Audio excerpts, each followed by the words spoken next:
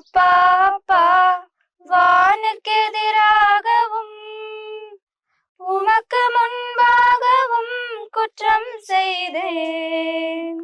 உம்மகனும் தகுதியற்றேன், உம்மகளும் தகுதியற்றேன். ஓ கண்ணுங்களா, என்ன அருமையான ஒரு பாட்டு பாடிட்டு இருக்கீங்க. பிஷப் தாத்தா, எனக்கு ஒரு டவுட். நம்மளோட தவறை உணர்ந்துட்டோம், அது சரி. ஆனா இதுக்கு மேல நம்ம என்ன செய்யணும்? அதுக்கு மேல ஒண்ணு செய்யணும். என்ன தாத்தா? அந்த ஊதாரி மகன் கதையில் இது வரைக்கும் சொல்லிட்டு இருந்தீங்க இல்லையா, படிச்சீங்கன்னு. அந்த ஊதாரி மகன் என்ன பண்றான்? முதல்ல அவனுக்கு நான் தவறு செய்தேன், நான் அப்பா கிட்ட போவேன் அப்படின்லாம் சொல்லிட்டு அங்கிருந்து திரும்பி அப்பாவை வீட்டு நோக்கி நடந்து வரான். ஒருவேளை அவன் அப்பாட்ட வந்து அப்பா அப்படின்னு சொல்லி பேசாம இருந்தான்னா அந்த அப்பா உடனே ஏத்துக்குவாரா?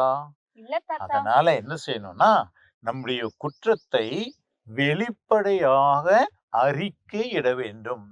சொல்லுங்க பார்க்கலாம் அந்த வார்த்தைய. நம்முடைய குற்றத்தை வெளிப்படையாக அறிக்கையிட வேண்டும். பைபிள்ல நிறைய இடத்துல வந்து அவங்க உன்னுடைய பாவத்தை ஒத்துக்கொள், ஆண்டவரிடத்தில் உன் குற்றத்தை அறிக்கையிடு அப்படின்னு சொல்லி அறிக்கைப்போ நம்ம எப்படி அறிக்கையிடலாம்? நம்ம தனியா இருக்கும்போது அறிக்கையிட்டுக்கலாம். சில சமயத்துல இந்த ஜெப கூட்டம் அந்த மாதிரி வரும்போது பொதுவிலும் கூட அறிக்கையிடலாம். எப்படி இருந்தாலும் இப்ப நான் தவறு செய்தேன் அப்புறம் என்ன அப்படின்னு பேசாம இருந்தா ஒன்னாவாது. அந்த நாம் தவறு செய்தேன் என்பதை கடவுளிடம் அறிக்கையிட வேண்டும். நம்ம கத்தோலிக்க திரு அவையில இதுக்கு ஒரு நல்ல வாய்ப்பு கொடுத்திருக்காங்க. எப்படி? ஒப்புரவு அருட்சாதனம். அப்போ அந்த ஒப்புரவு அருட்சாதனத்துல போயிட்டு நம்ம என்ன பண்றோம்? அங்க இயேசு கிறிஸ்துனுடைய வடிவில இருக்கிற அந்த ஃபாதர் கிட்ட சாமி அப்படின்னு சொல்லிட்டு கடவுள்கிட்ட இயேசுகிட்ட என்ன சொல்றோம்? நான் பாவம் செய்தேன், இந்த பாவம் செஞ்சேன், இந்த பாவம் செஞ்சேன் அப்படின்னு சொல்லி நம்ம சொல்றோம். அந்த பாவத்தை அறிக்கையிடுதல்.